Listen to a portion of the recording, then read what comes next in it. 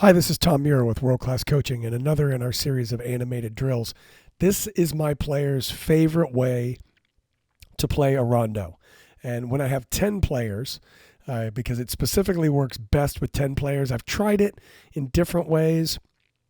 If you have, 12 players, it just doesn't work as well. 10 players is optimal for this activity. The areas can be whatever is appropriate for your players. I usually start with 12 by 12 squares. You can do 15 by 15. If your players are really good, you could do 10 by 10s, just depending on the age and the ability level of the players that you're dealing with.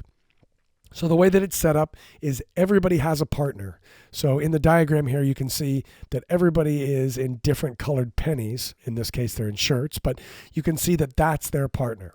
And so the way it works is in one area, you've got two teams keeping the ball away from one team. In the other area, you have two teams keeping the ball just on their own, no pressure. So the way that it works is that we're playing in this area and the defenders are trying to win the ball.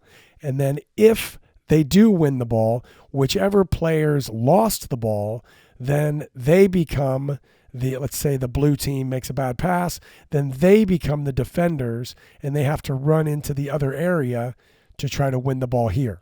Then these green players would pop out and it would be over here, and then we would have the 4 versus 2 with the blue team defending, playing against the black and the yellow team. And over here, we would just be passing, keeping the possession.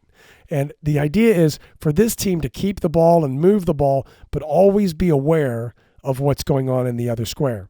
So that then when there's a change of possession and the black team loses the ball and they run over to pressure, then these players are aware of it, especially this player that's on the edge. They really have to kind of keep their head on a swivel to make sure that they see the pressure coming, because those players are coming across to then try to win the ball back, and whoever loses it then goes back to the other area.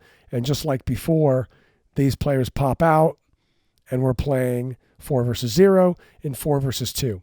So you've got two players working together as a team, and it doesn't matter which player loses the ball, they go over as a pair.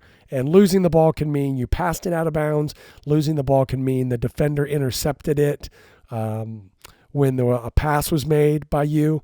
If you want to make this more difficult, you can say the defenders actually have to win the ball rather than just touch it. I usually just play it. If the defenders touch the ball, that counts as gaining possession. But depending on the ability level of your players, you can make it more difficult on the defenders and then make them have to win the ball. So it just depends on how you want to do it.